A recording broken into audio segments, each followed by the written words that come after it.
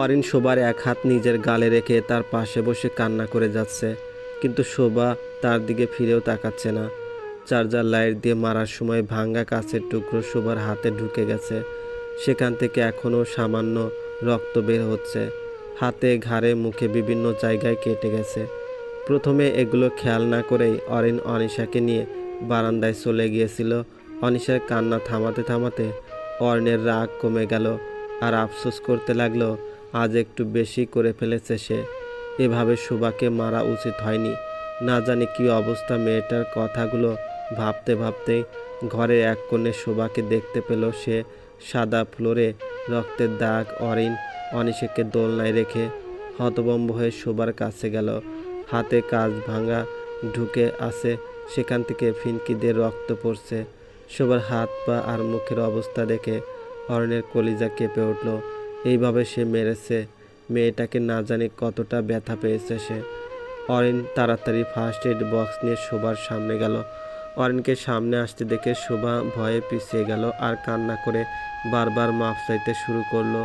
অরিন সামনে আগাতে পারছে না। একটু সামনে গিয়ে ছুতে গেলে হাত দিয়ে মুখ চেপে ফুপিয়ে কান্না করে। তারই কি দোষ?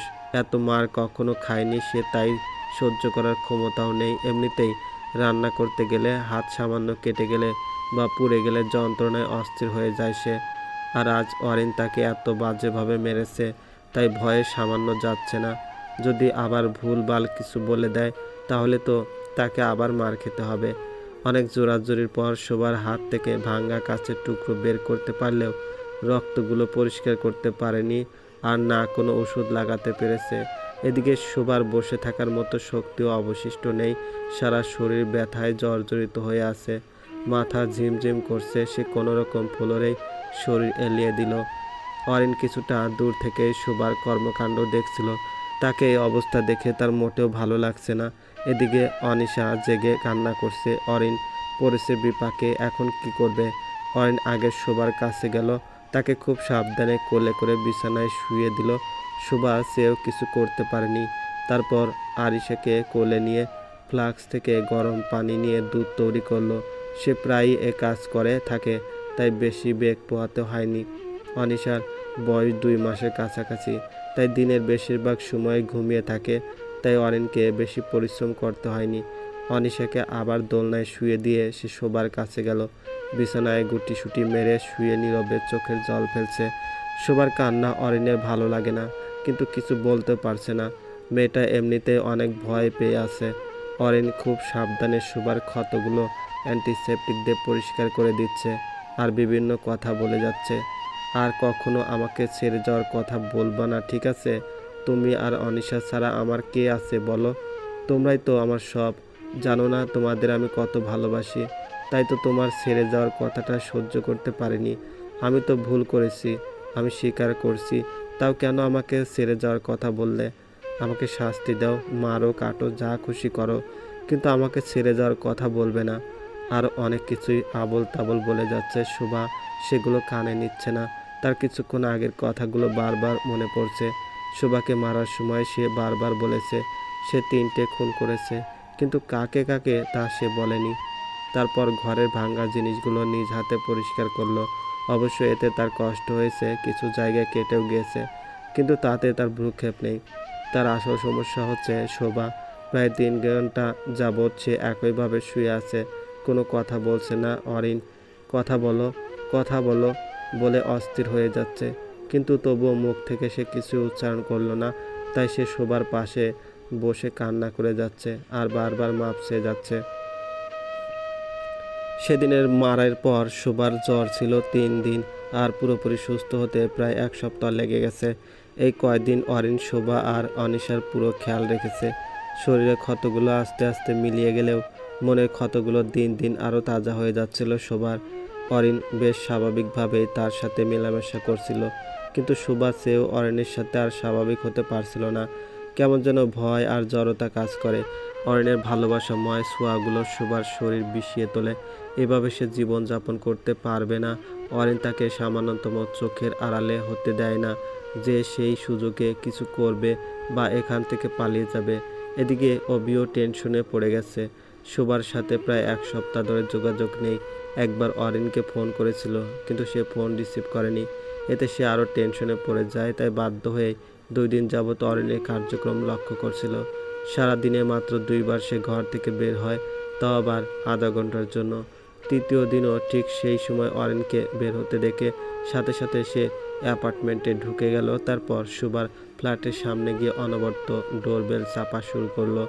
এদিকে ডোরবেল বাজতে দেখে শোভা কিছুটা আশ্চর্য হয়ে গেল, কারণ ইদানিং একমাত্র বুয়া ছাড়া কেউই তার ডোরবেল বাজায় না। আর সে তো কাজ ছেড়ে দিয়েছে, অরিনই সব করে। আর অরিনই এই সময় বাইরে গেলে দরজা বাইরে থেকে লক করে যায়। তাহলে কে হতে পারে? ভাবতে ভাবতেই শোভা দরজার কাছে গিয়ে কাঁপা কাঁপা কণ্ঠে জিজ্ঞেস করলো, কে? শোভা, আমি, অভি, দরজা খোল। দরজা বাইরে থেকে লক করা অভি। অরিন লক করে গেছে, আমি এটা খুলতে পারছি না। আমাদের বাঁচা অভি। অরিন একটা সাইকো। তারপর একে একে এতদিনে ঘটে যাওয়া সব ঘটনা অভিকে খুলে বলে। শোভা, আমার কথা শোন, আমাদের কাছে বেশি সময় নেই। আমার মনে হয় অরিন ভাইয়ের কোনো সমস্যা আছে। সেই বিষয়ে আমরা পরে কথা বলবো। আগে আমার প্ল্যান শোন। এখন এখান থেকে বের হতে হলে আগে তোকে ভাইয়ের সাথে স্বাভাবিক হতে হবে। তাকে বোঝাতে হবে তুই আবার আগের মতো হয়ে গেছিস। তারপর তাকে যে কোনো উপায়ে 2 থেকে 3 ঘন্টার জন্য বাইরে বের করে দিতে হবে। আর এই সময়টাতেই যথেষ্ট আমাদের জন্য। আমি ঠিক 10 দিন পর আমি আসবো। সব ঠিক হলে তুই ঠিক এই সময় আমাকে একটা সিকিউর দিবি। আর তার বের হয়ে যাওয়ার সময়টা আমাকে বলবি। সেই সময় অনুযায়ী আমি তোকে নিতে আসবো। দরজার লক খোলার দায়িত্ব আমার। তুই সব গোছগাছ করে রাখিস, ওকে? আমার হাতে বেশি সময় নেই। অরিন ভাই হয়তো কাছাকাছি এসে পড়েছে। তুই এক কাজ কর, এতক্ষণ আমরা যা কথা বলেছি ক্যামেরা থেকে তা ডিলিট করে দে, নয়তো ভাইয়ের সব জেনে যাবে। আমি তোকে প্রসেসটা বলে দিচ্ছি। তারপর অভি শোভাকে ক্যামেরা থেকে ভিডিও ফুটেজ ডিলিট করার নিয়ম বলে দিয়ে চলে যায়। শোভাও তাড়াতাড়ি স্টোররুমে গিয়ে সেই অনুযায়ী 10 মিনিটের ভিডিও ফুটেজ ডিলিট করে দেয়। সেদিনের পর অরিন স্টোররুম আর লক করেনি। দারোয়ানকে দিয়ে নীরার জামা কাপড় আর ছবিগুলো বাইরে বের করে দেয়। তাই দরজার তালা খোলার কোনো ঝামেলা পোহাতে হয়নি শোভাকে।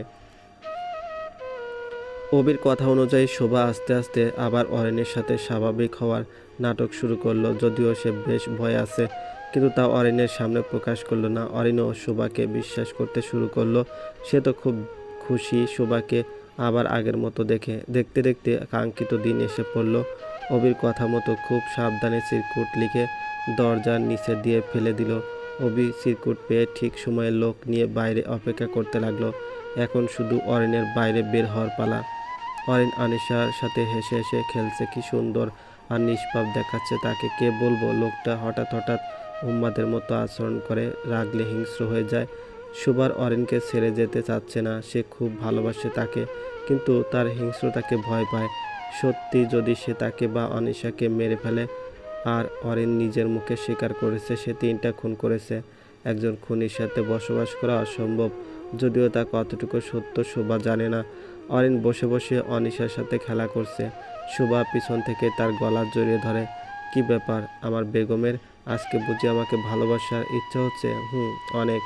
কতদিন পর তুমি আমাকে এভাবে জড়িয়ে ধরেছ? হিসেব আছে পুরো 18 দিন পর। তার জন্য কি আপনি দায়ী ছিলেন না? পুরনো কথা বাদ দাও, আমি সেই দিনগুলো মনে রাখতে চাই না। অরিন শোভার হাত ছাড়িয়ে সামনে এনে তাকে তার কোলে বসিয়ে দিল।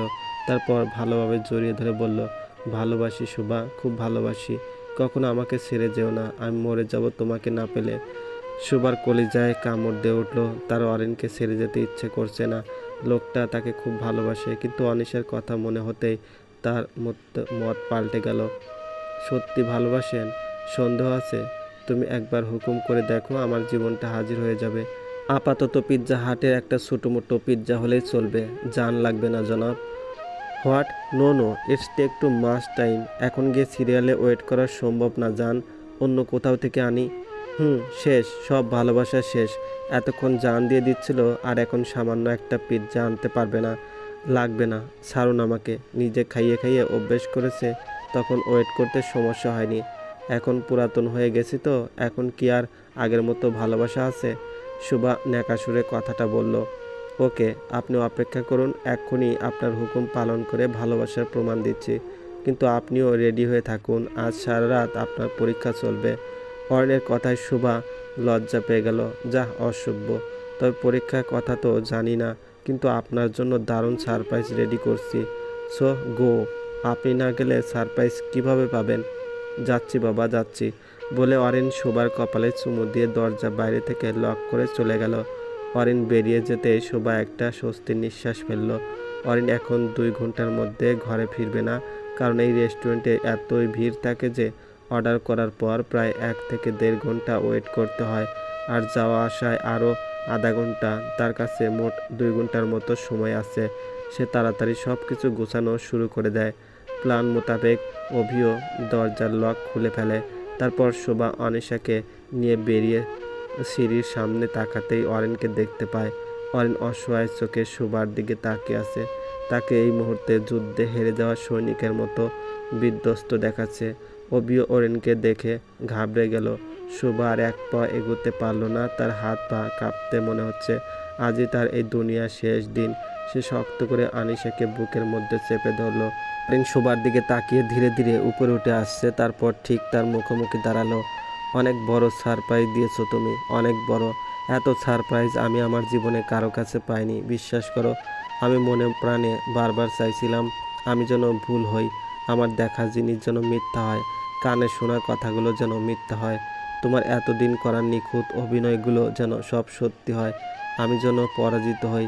কিন্তু দেখো, আজ আমি জয়ী হয়েও পরাজিত। এই 1 বছর আমি তোমার মনে একটু ভালোবাসা জাগাতে পারিনি। আমি এইখানে পরাজিত মনে নিজের জন্য একটু জায়গা করতে পারিনি। আমি এখানে পরাজিত।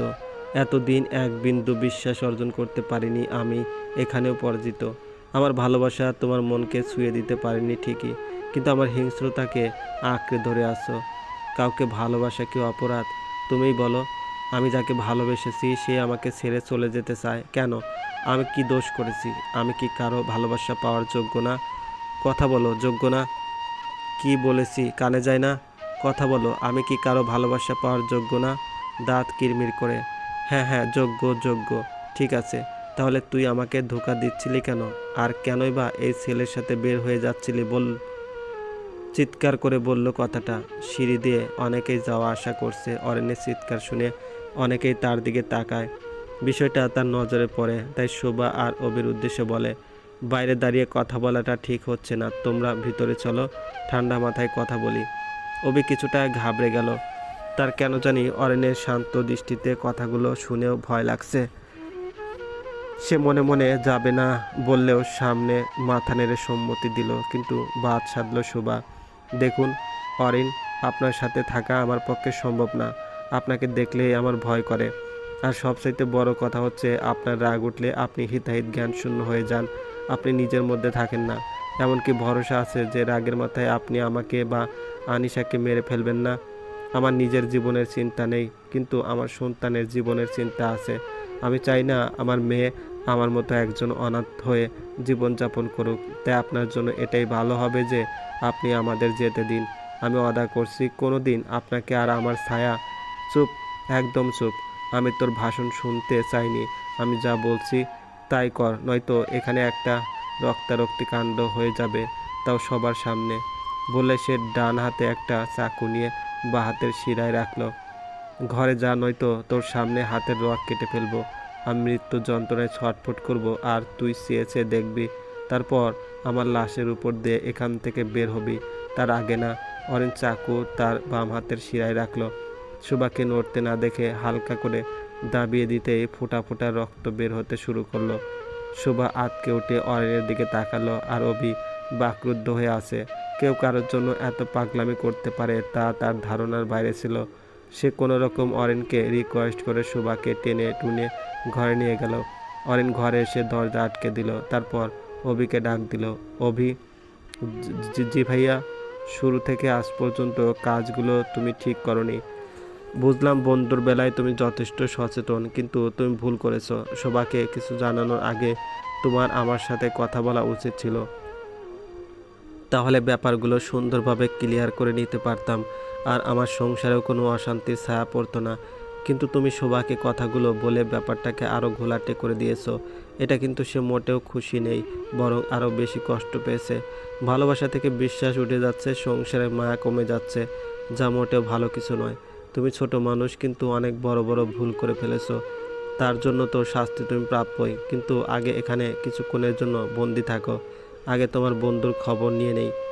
আর একটা কথা কিন্তু মানতেই হবে, তোমার মাথায় বুদ্ধি আছে ভালো, কিন্তু সব জায়গায় কাজে লাগাতে পারো না। আর আমার চোখে ফাঁকি দিতে হলে তোমার মতো অবির আরও 2বার জন্ম নেওয়া লাগবে। বলে অবি স্টোররুম আটকে রেখে চলে গেল। আর অবি এখন হাঁ করে আছে। আসলেই অরণ্যের কথাগুলো ফেলার মতো নয়। অরণ্যের ব্যাপারগুলো যদি সরাসরি শোভাকে না জানিয়ে আগে অরণ্যকে জিজ্ঞেস করতো, তাহলে হয়তো শোভা আর অরণ্যের জীবনটা এত জটিল হতো না। তার আসলে ভুল হয়েছে, শোভার ভালো করতে গিয়ে খারাপ করে ফেলেছে। আগে যে কেন সেই কথাটা বুঝলো না। হঠাৎ তার ঘোর কাটলো, অরিন তাকে স্টোররুমে আটকে রেখে গেছে। এখন তার কি করা উচিত? সে কি চিল্লাপাল্লা করে লোক জড়ো করবে, নাকি চুপচাপ বসে থাকবে অরিনের অপেক্ষায়? তার ভরসা নেই, যদি আবার শোভাকে মারে তখন সে কিভাবে তাকে বাঁচাবে? শোভা আনিশাকে নিয়ে চুপ করে বসে আছে। ভয়ে তার হৃৎস্পন্দন বেড়ে গেছে। না জানি আজ অরিন তার সাথে কি করবে। সে যদি আবার তাকে মারে তাহলে হয়তো সে মরেই যাবে ভেবেই শোভা কান্না করছে। কান্না করছো কেন? অরিন প্রশ্ন করলো। শোভা উত্তর দিল না। আনিশাকে নিয়ে আরও জড়সড় হয়ে বসে ফুপিয়ে কেঁদে উঠল। কান্না করছো কেন? কান্না থামাও। চোখ থেকে আর এক ফোঁটা জল যেন গড়িয়ে না পড়ে। শোভার কান্না থামার বদলে আরও বেড়ে গেল। চোখ দিয়ে আর এক ফোঁটা জল গড়িয়ে পড়বে তো আজ তোর বন্ধুর জান শেষ, আর তারপর তোরটা। চুপ, একদম চুপ, ধমকে বলল শোভাকে। অবির কথা শুনে শোভার কান্না বন্ধ হলেও হেঁচকি বন্ধ হলো না। গুড, এইবার বাবুকে আমার কাছে দাও। শোভা তাই করলো। অরিন আনিশার কপালে চুমো খেয়ে তাকে দোলনায় শুয়ে দিল। তারপর আলমারি থেকে কয়েকটা ওড়না বের করলো। আবার বাইরে গিয়ে হাতে করে দুটো শিক নিয়ে আসলো। তা টেবিলের উপর রেখে ঘরের দরজা ভিতর থেকে বন্ধ করে দিল। শোভা বসে বসে অরিনের কর্মকাণ্ড দেখছিল, কিন্তু কিছু জিজ্ঞেস করার সাহস পাচ্ছিল না। সে বুঝতে পারছে না অরিন শিক আর ওড়না দিয়ে কী করবে। আর শিকগুলো তো ঘরে কাবাব বানানোর জন্য ব্যবহার করা হয়, এগুলোর ঘরে কী কাজ? শিক দিয়ে অরিন তার চোখ তুলে নিবে না তো? নানান ভাবনা চিন্তার মধ্যেই অরিন তার মুখোমুখি বসে ঠোঁটের উপর রাজত্ব শুরু করে দিল। অরিনের ছোঁয়ায় শোভা এমনিতেই দুর্বল হয়ে পড়ল। এই সুযোগে অরিন শোভার উপরে সম্পূর্ণ ভার ছেড়ে দিয়ে তার 2 হাত একসাথে করে একটা ওড়না দিয়ে বেঁধে দিল। হঠাৎ হাতের কবজিতে শক্ত কিছুর অস্তিত্ব পেয়ে শোভার ঘোর কেটে গেল। অরিন আস্তে আস্তে নিচের দিকে নেমে তার পায়ের কয়েকটা চুমু দিল। তারপর পূর্বের ন্যায় 2 পা একসাথে করে একটা ওড়না দিয়ে বেঁধে দিল। আমার হাত পা কেন বাঁধছেন অরিন? খুলে দিন, আমার মোটেও ভালো লাগছে না। কাঁপা কাঁপা কণ্ঠে শোভা বলল। কথা বলো না, আমার ভালোবাসাকে অনুভব করো। অরিন শোভার পায়ের পাতায় বেশ কিছুক্ষণ ঠোঁট ছোঁয়ালো। তোমার পা দুটো কিন্তু আমার কাছে দারুণ লাগে। ছোট ছোট পায়ে কি সুন্দর পিচ্ছি পিচ্ছি আদুরে আঙ্গুল, তাই তো এত আদর করি। এখানে যদি কিছু হয়েও যায় তাহলেও আমি কিন্তু এভাবেই আদর করব, আর সারাক্ষণ তোমায় কোলে নিয়ে রাখবো। যেখানে যেতে চাইবে সেখানেই কোলে করে নিয়ে যাব। তুমি আনিশাকে কোলে নিবে আর আমি তোমাকে। ব্যাপারটা দারুণ না? আমার তো চাকরি নেই, তাই এখন থেকে এটাই আমার চাকরি, তোমার হুকুম পালন করা। টাকা পয়সা চিন্তা করো না, আমার বাবা মা আমার জন্য অনেক টাকা রেখে গেছে। সেগুলো প্রতি বছর বছর ইন্টারেস্ট হয়ে দ্বিগুণ হয়েছে। আমাদের আরও 10টা ছেলে মেয়ে হলেও এগুলো শেষ করতে পারবে না। শোভা ভয়ে ভয়ে জিজ্ঞেস করলো, আপনি কি সব আবোল তাবোল বলছেন? অরিন, আমার হাত পা কেন বেঁধেছেন? আর আমি আপনার কোলে চড়েই বা কেন ঘুরবো? আমার হাত পায়ের বাঁধন খুলে দিন বলছি, একদম ভালো হবে না কিন্তু। অরিন যেন তার কথা শুনল না। সে শিক দুটো হাতে নিল, ভালোভাবে দেখে নিল, তারপর তার নিজের পায়ে হালকা করে ছোঁয়ালো। সাথে সাথে জায়গাটা কালো হয়ে গেল। সে ঘরে শোভাকে ঘরে পাঠিয়ে আগে চুলায় শিকগুলো গরম করতে দিয়েছিল। সে মনে করেছে এতক্ষণে বোধহয় এগুলো ঠান্ডা হয়ে গেছে, তাই আগে নিজে চেক করে নিল। না, ভালো গরম আছে, এখনও আর গরম করার দরকার নেই। শোভা তার বুঝে গেল।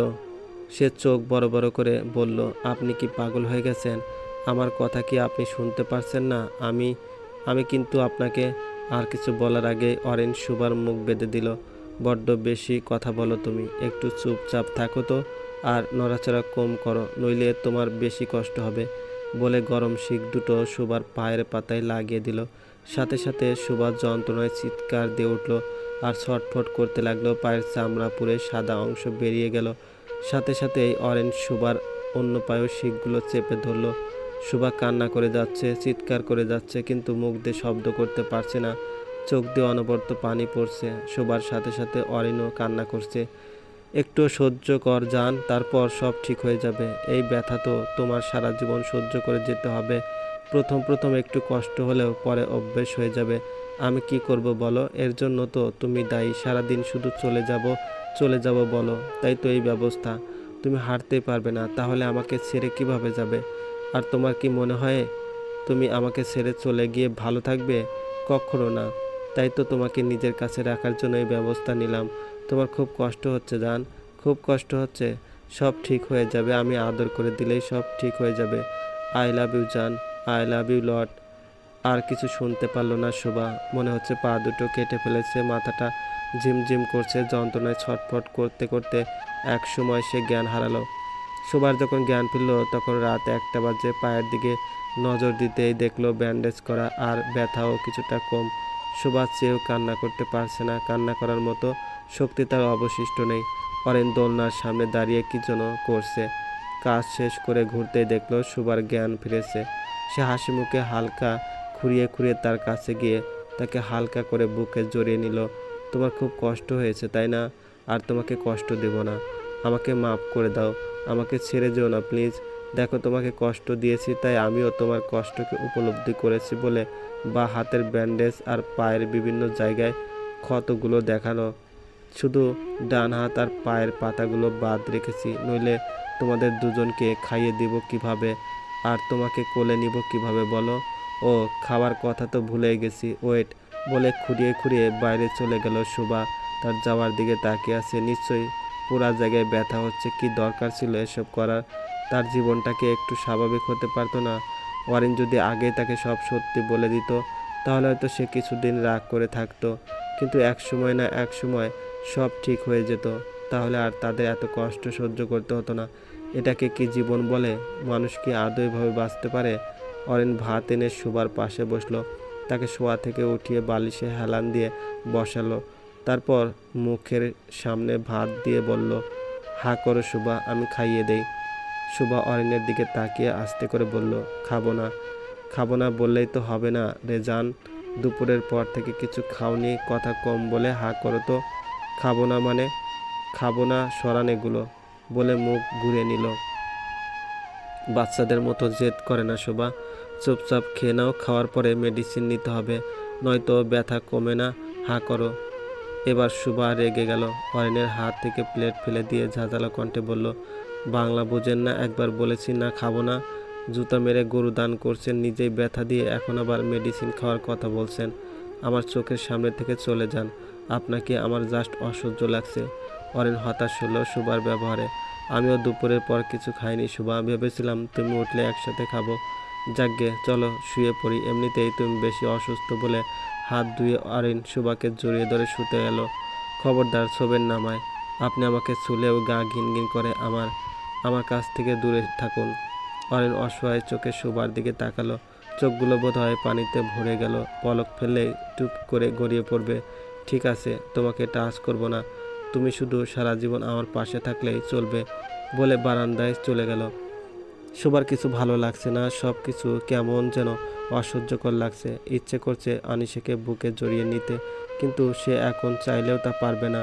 কিছুক্ষণ পর অরিন আবার শুভার কাছে এসে বসলো। শুভা, আমাকে একটু আদর করে দেবে?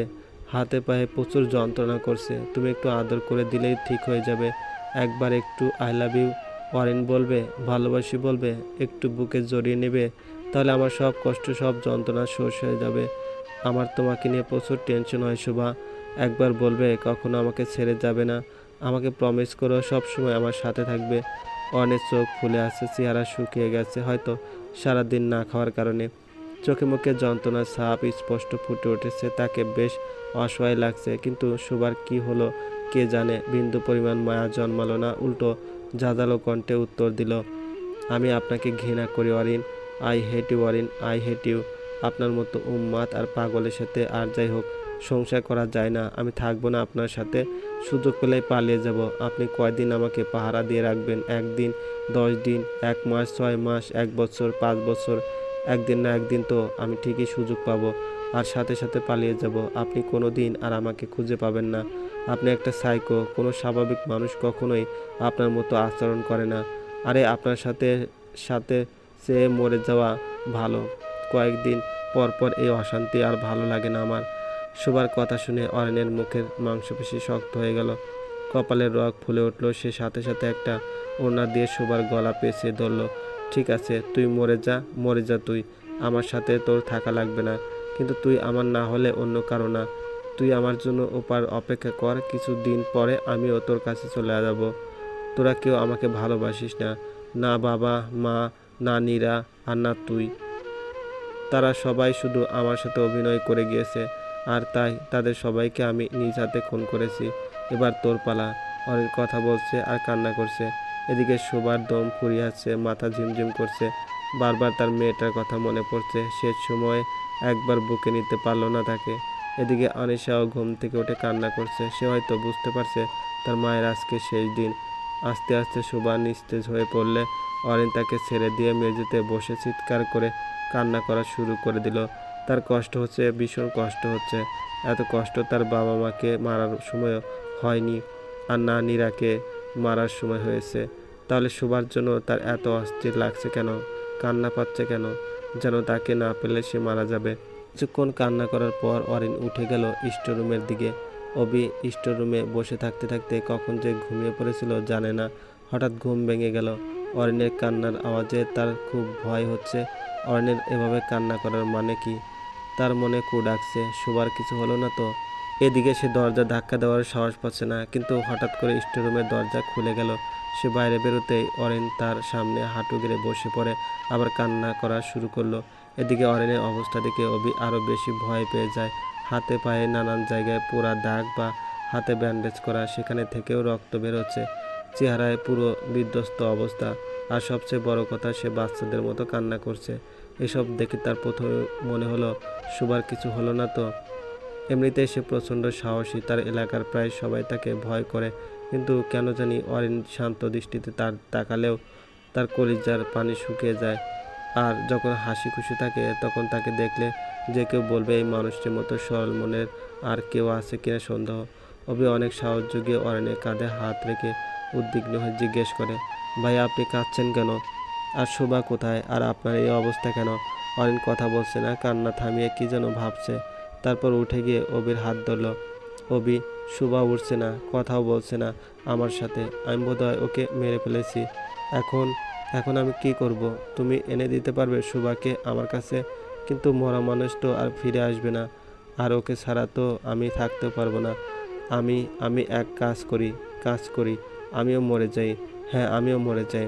তুমি তুমি কি আনিশাকে দেখে রাখবে? ওর তো আমরা দুজন ছাড়া কেউ নেই, আর আমরা দুজন মরে গেলে তো ও একা হয়ে যাবে। হ্যাঁ, তুমি আনিশাকে নিয়ে যাও, ওকে নিজের মেয়ের মতো করে বড় করো। টাকার চিন্তা করো না। আমার আমার অনেক টাকা, সব সব আমি তোমাকে দিয়ে যাব। না না, সব না, তোমার অর্ধেক অনের অর্ধেক। হ্যাঁ, তুমি ওকে বড় করে বলো ওর মা বাবা ওকে অনেক ভালোবাসে। হ্যাঁ, আচ্ছা তাহলে আমি যাই, আমি মরে যাই। তুমি তুমি অনির কাছে যাও। বলে অরিন তাড়াতাড়ি করে বাইরে বের হতে নিল। তার আগেই অভি তাকে আটকে দিল। অরিনের কথার আগামাথা কিছুই সে বুঝতে পারছে না, কিন্তু এতটুকু সে বুঝতে পারছে তার মাথায় সমস্যা আছে। আপনি এগুলো কি বলছেন? আমি আপনার কথা কিছু বুঝতে পারছি না। আপনি আমার সাথে আসুন, কোথাও যাবেন না আপনি। কিছু বুঝতে পারছো না তুমি? হ্যাঁ, কি বুঝতে পারছো না? আমি বারবার বলছি না শোভা মরে গেছে? আমি শোভাকে গলায় ওড়না পেঁচিয়ে মেরে ফেলেছি, আর আমি ওকে ছাড়া থাকতে পারবো না, তাই ওর কাছে চলে যাচ্ছি। তুমি ছাড়ো তো, তুমি ছাড়ো। শোভা আমার জন্য ওয়েট করছে। অনেক কথা এতক্ষণ তার বোধগম্য হলো, কিন্তু সে বোকামি করলো না, নিজেকে যথেষ্ট শান্ত রাখলো। বিপদের সময় ধৈর্য হারা হলে চলবে না, যা করবে মাথা ঠান্ডা করে করতে হবে। অনেক কথা যদি সত্যি হয় তাহলে সে শাস্তি পাবে, অভি নিজে তাকে পুলিশে দেবে, এখন তাকে যেতে দেওয়া বোকামি। যদি সে পালিয়ে যায় তাহলে সব দোষ অভির ঘাড়ে চাপবে আর সে খুব সহজে বেঁচে যাবে। অভি এবার অরিনের প্ল্যান বুঝতে পারল। অরিন ইচ্ছে করে তার সামনে এমন মাথা খারাপের নাটক করছে যেন শোভার মৃত্যুর খবর শুনে সে হতভম্ব হয়ে ঘরে চলে যায় আর এই সুযোগে সে বেরিয়ে যেতে পারে আর সব দোষ অভির ঘাড়ে পড়ে। না, কোনোভাবে অরিনকে বাইরে বের হতে দিবে না। কী সব বলছেন আপনি ভাইয়া? পাগল হয়ে গেছেন? কোথায় শোভা? চলুন দেখি কি হয়েছে ওর, বলে অরিনকে নিয়ে ঘরে ঢুকলো অরিন। যেতে চাচ্ছিল না, অভি এক প্রকার জোর করে তাকে নিয়ে গেল। ঘরে ঢুকে অভি হতভম্ব হয়ে গেল। আনিশা দোলনায় ঘুমিয়ে আছে, শোভা বিছানায় এক কোণায় নিথর হয়ে পড়ে আছে। তার দুপায়ে ব্যান্ডেজ করা, গলায় লাল দাগ, বিছানার চাদর এলোমেলো, নিচে লোহার দুটো শিক পড়ে আছে। এই সব দেখে অভির ইচ্ছে করছে অরিনকে মেরে ফেলতে। কি করে পারলো মেয়েটার সাথে এমন করতে? এই তার ভালোবাসার নমুনা, মেয়েটার জীবন নিয়ে নিল শোভা। যদি একবার তাকে মেনে নিত তাহলে সে রাজরানী হয়ে থাকতো। অভি কাঁপা কাঁপা পায়ে শোভার কাছে বসলো, আলতো করে তার হাতটা ধরে পালস চেক করতে যাবে অমনি অরিন গর্জে উঠল, তুমি আমার শোভার হাত কেন ধরছো? ছাড়ো ছাড়ো বলছি। অভির ইচ্ছে করলো উঠে গিয়ে অরিনের মাথায় শক্ত কিছু দিয়ে বাড়ি দিতে, কিন্তু সে কিছু বলল না, কারণ এখন তাকে কিছু বলা মানে নিজের বিপদ ডেকে আনা। যে একটা খুন করতে পারে তার কাছে দুটো খুন করা কোনো ব্যাপার না। নিশ্চয়ই অরিন সুটম দেহের বলবান পুরুষ, সেটা মানতে হবে। সে অভিকে পেঁচিয়ে ধরলে অভি বেকায়দায় পড়ে যাবে। সে অরিনের কথায় কান না দিয়ে নিজের কাজে মনোযোগ দিল। হঠাৎ করে সে লাফিয়ে উঠল, ভাইয়া শোভাকে তাড়াতাড়ি হসপিটাল নিতে হবে। শি ইজ স্টিল অ্যালাইভ, ওর পালস চলছে কিন্তু খুব কম। তাড়াতাড়ি ওকে কোলে নিন, আমাদের এখনই বের হতে হবে। অভির কথায় অরিন কোনো প্রতিক্রিয়া করলো না, শুধু তার কান্না থেমে যেন মনে একরাশ ভয় জন্ম নিয়েছে। সে কি যেন ভাবছে। অরিনের কোনো প্রতিক্রিয়া না দেখে অভি নিজেই শোভাকে পাজা কোলে নিয়ে বাইরে যেতে নিলে অরিন তাকে আটকায়। আমরা এখন শোভাকে হসপিটাল নিতে পারবো না, তুমি বরং এক কাজ করো, তোমার পরিচিত কোনো মহিলা ডাক্তার থাকলে তাকে এখনই আসতে বলো। যত টাকা প্রয়োজন আমি দেব। আপনার মাথা খারাপ হয়ে গেছে ভাইয়া, আপনার সাথে আমার বোঝাপড়া পরে হবে, আগে শোভাকে হসপিটালে নেওয়া বেশি জরুরি। আপনি সরে দাঁড়ান, আপনার জন্য আমি শোভার লাইফ রিস্কে নিতে পারবো না। আপনার কাছে শোভার জীবনের মূল্য না থাকলেও আমার কাছে আছে, বলে চলে যেতে নেয়। তখন অরিন আবার আটকায়। মাথা ঠান্ডা করো অভি, আগে তোমার পরিচিত ডাক্তার খবর দাও, আমাদের হাতে সময় বেশি নেই। যত দেরি হবে শোভার অবস্থা আরও খারাপ হবে। তুমি আগে ডাক্তারকে খবর দিয়ে শোভার চিকিৎসা ঘরে করার ব্যবস্থা করো, পরে তোমাকে বোঝাচ্ছি। অজ্ঞাত অভি তাই করলো। তাদের ফ্যামিলি ডাক্তারকে ফোন দিয়ে আসতে বলল। ফোনে শোভার কন্ডিশনের কথা মোটামুটি ধারণা দিয়ে তারা যন্ত্রপাতি লাগবে তা নিয়ে আসতে বলল, কিন্তু সে রোগী দেখা ছাড়া কিছুই করতে পারবে না বলে জানিয়ে দেয়। এমনিতেই সে এত রাতে আসতে চাচ্ছিল না, শুধুমাত্র ইমার্জেন্সি বলে আর অভির কথা রাখতে আসছে, এমনিতেই ঝামেলায় জড়াতে চায় না সে। এর মধ্যেই অরিন শোভাকে ঠিকভাবে শুয়ে দিয়ে মাথায় হাত বুলিয়ে দিতে শুরু করলো। অভি ফোন রাখতেই অরিনকে ধমকালো, আজকে যদি আপনার কারণে শোভার কিছু হয়ে যায় আপনাকে আমি ছাড়বো না। মাথা ঠান্ডা করে একবার চিন্তা করে দেখো অভি, আমরা যদি এই সময় এই অবস্থায় শোভাকে হাসপাতালে নিয়ে যাই তাহলে ওর অবস্থা দেখে ডাক্তাররা ওর ট্রিটমেন্ট করবে না, বরং পুলিশ কেস করতে বলবে, হ্যান ত্যান। তারপর পুলিশ আসলেও প্রথমে আমাদের জেরা করবে, তারপর শোভার ট্রিটমেন্ট শুরু করবে। ততক্ষণে হয়তো আর দেরি হয়ে যাবে। তারপর আসা যাক আমাদের কথায়, পুলিশ জেরা করলে তুমি সত্যি কথা বলে আমাকে ফাঁসিয়ে দেবে, নিজে বেঁচে যাওয়ার চেষ্টা করবে, কিন্তু আমি তা হতে দেব না। আমি এক মুহূর্তের জন্য শোভাকে চোখের আড়াল করতে চাই না। আর পুলিশ তোমাকেও সন্দেহের তালিকা থেকে বাদ দেবে না, তাই তোমাকেও থানায় নিয়ে যাবে। তারপর শোভার চিকিৎসা হবে সরকারের অধীনে, আর তা কতটুকু নিরাপদ তা তো ভালোভাবেই জানো। তাই আমি ঘরেই সব ব্যবস্থা করতে বলেছি, যত টাকা প্রয়োজন আমি দেব, শুধু শোভার সুস্থ হওয়া চাই। অভি অরিনের কথা শুনে ভাবলো আসলেই তো সে তো এগুলো ভাবেনি। তবুও মুখ গম্ভীর করে বলল, ঠিক আছে, কিন্তু আপনি ওর আশেপাশেও আসবেন না। আজ শোভার এই অবস্থার জন্য আমি দায়ী। সব কিছু জানার পর আমার উচিত ছিল ওকে আপনার কাছ থেকে দূরে নেওয়া, কিন্তু এইবার আর এই ভুল আমি করব না। এইবার শোভা সুস্থ হয়ে উঠুক, তারপর ওকে আর আপনার কাছে রাখবো না, আর আমি নিজে আপনার শাস্তির ব্যবস্থা করব। অরিন কিছু বলবে তার আগেই অভির ফোন বেজে উঠল। ডাক্তার এসে পড়েছে, তাই সে তাড়াতাড়ি বাইরে চলে গেল। আর অভির ফোনের শব্দে অনিশের ঘুম ভেঙে গেল, তাই উঠেই সে কান্না জুড়ে দিল। অরিন তাকে কোলে নিয়ে দুধ বানাবে, তাই ফ্লাক্স নিয়ে দেখে পানি নেই, তাই রান্নাঘরে চলে গেল। এর মধ্যে অভি ডাক্তার নিয়ে উপস্থিত হলো। সে শোবার চেক আপ করা শুরু করলো।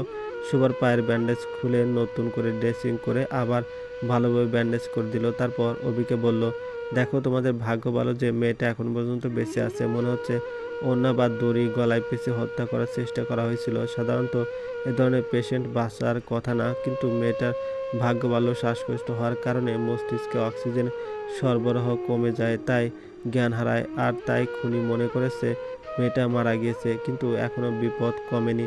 ওকে হসপিটালাইজ করলে ভালো হবে, কারণ মুখ দিয়ে সে খাবার বা মেডিসিন খেতে পারবে না। আর শরীরে অক্সিজেন ঘাটতি আছে, নিয়ম করে অক্সিজেন দিতে হবে। আর খাবারের জন্য স্যালাইন লাগাতে হবে। কমপক্ষে 1 সপ্তাহ সম্পূর্ণ বেড রেস্টে থাকতে হবে। আর পায়ের অবস্থা বেশি ভালো না, ওর এখন প্রপার কেয়ার দরকার, তাই একজন নার্স ব্যবস্থা করতে হবে। আঙ্কেল, আপনি প্রয়োজনীয় যা যা জিনিসপত্র দরকার সব এখানেই ব্যবস্থা করে দিন। যত টাকা লাগে কোনো সমস্যা নেই। আর নার্সের ব্যবস্থাটাও আপনি করে দিন। আসলে আমরা পুলিশের কোনো ঝামেলাতে যেতে চাচ্ছি না, বুঝতেই তো পারছেন। ঠিক আছে, আমি সব ব্যবস্থা করছি। হয়তো খরচ একটু বেশি হবে। আর একটা ওষুধের নাম লিখে যাচ্ছি, ওষুধটা এনে ওর গলায় লাগিয়ে দিবে। আরও যেন কোনো প্রকার কথা না বলে বা বলার চেষ্টা না করে, এতে গলায় প্রেশার পড়বে, পরবর্তীতে সমস্যা হতে পারে। কিন্তু আমি একটা কথাই বুঝতে পারছি না, এটুকু একটা মেয়ের সাথে কার এমন শত্রুতা যে এইভাবে মেয়েটাকে এত কষ্ট দিয়ে মারতে চাইলো। অভি ডাক্তারকে ঘরে আসার আগে বানিয়ে বানিয়ে একটা গল্প শুনিয়ে দেয়, তাই এইভাবে সে জিজ্ঞেস করছে, আপ না মানে আঙ্কেল, আমরা তো জানি না ওর হাজব্যান্ড রাতে দেরি করে বাসায় ফিরে দেখে এই অবস্থা। তারপর আমাকে ফোন করে। ওনারা সহজ সরল মানুষ, এসব পুলিশকে বোঝে না, তাই উপায় না দেখে আপনাকে ফোন করা। আপনি প্লিজ এগুলো বাড়িতে কাউকে বলবেন না, ইটস এ রিকোয়েস্ট। ঠিক আছে, কিন্তু আই থিঙ্ক পুলিশে কমপ্লেন করা উচিত ছিল। ভবিষ্যৎ যে এমন হবে না তার কিন্তু নিশ্চয়তা নেই। তারপরে তোমাদের ইচ্ছা। আজ আসি, কাল আরও একবার দেখে যাব। আর কিছুক্ষণ পর পর ওর পালস রেট রেকর্ড করো। আমি ওকে ঘুমের ইঞ্জেকশন দিয়ে দিয়েছি, এখন আপাতত রেস্ট নিক। আর প্রয়োজনীয় সব জিনিসপত্র সহ নার্স সকলের মধ্যেই পাঠিয়ে দিচ্ছি। আর যে কোনো সমস্যা হলে আমাকে কল করো, আমি দ্রুত চলে আসার চেষ্টা করব। জি জি আঙ্কেল, আপনাকে অসংখ্য ধন্যবাদ। ধন্যবাদ আর কিচ্ছু নেই, ইটস মাই ডিউটি। অরিন এতক্ষণ নীরব দর্শক হয়ে সব শুনছিল। যতবার তাকে খুনি বলা হচ্ছিল ততবার সে মনে মনে নিজেকে কন্ট্রোল করার চেষ্টা করছিল। সে কি ইচ্ছে করে শোভাকে কষ্ট দিয়েছে নাকি রাগের মাথায় হয়ে গেছে? তবুও বারবার তাকে খুনি খুনি বলা হচ্ছে। সে যদি আজকে শোভার ট্রিটমেন্ট না করতো তাহলে এতক্ষণে তার অবস্থা খারাপ করে ফেলতো। শুধু শোভার জন্য আজকে বেঁচে গেল। যথারীতি সকালের মধ্যে সব জিনিসপত্র নিয়ে ডক্টর আর নার্স পাঠিয়ে দিল। সে নিজে এসে সব কিছু ঠিকঠাক করে ওষুধ লিখে দিয়ে গেছে, আর কিভাবে কি করতে হবে তা নার্সকে বলে গেছে। অনেক কিছুক্ষণ পর পর এসে শোবার পাশে বসে চলে যাচ্ছে। অভি 1 মিনিটের জন্য শোবার কাজ ছাড়া করছে না। অরিন আনিশাকে দেখে রাখছে। অভি ফোন করে ভূমিকাকে আসতে বলল শোবার পাশে থাকার জন্য। নার্স 24 ঘন্টা থাকলেও একজন কাছের মানুষ প্রয়োজন এই সময়। আর অভি ছেলে মানুষ, সব কিছু করা তার দ্বারা সম্ভব না। আর তাছাড়া অরিনও শোবার পাশে কোনো পুরুষ সহ্য করতে পারে না। যতক্ষণ ডাক্তার তাকে দেখে ততক্ষণ সে দাঁতে দাঁত কামড়ে শোবার পাশে বসে থাকে। শোবার ঘুম ভাঙল পরের দিন বিকেলে। চোখ খুলেই সে নিজেকে তার ঘরে আবিষ্কার করলো। হাতে ক্যানোলা লাগানো, পায়ে ব্যান্ডেজ, মাথার কাছে বিভিন্ন যন্ত্রপাতি, বা পাশে ভূমিকা আর অভি দাঁড়িয়ে আছে, সাথে একজন সাদা অ্যাপ্রন পরিহিতা অচেনা মহিলা। আর ডান পাশে অরিন অনিশাকে নিয়ে দাঁড়িয়ে আছে। অরিনকে দেখিয়ে তার আগের ঘটনাগুলো মনে পড়ে গেল। সে ভয় উত্তেজিত হয়ে পড়ল। শোভাকে উত্তেজিত হতে দেখে অরিন ঘাবড়ে গিয়ে তাকে ধরতে নিলে সে হাতের স্যালাইন সহ দূরে সরে যায়, ফলে হাত থেকে রক্ত পড়তে থাকে। নার্স শোভাকে এমন ভয় পেতে দেখে সবাইকে বাইরে বের হতে বলে, কিন্তু অরিন কোনোভাবেই শোভাকে একা রেখে বাইরে যাবে না। অভি জোর করে তাকে নিয়ে যায়।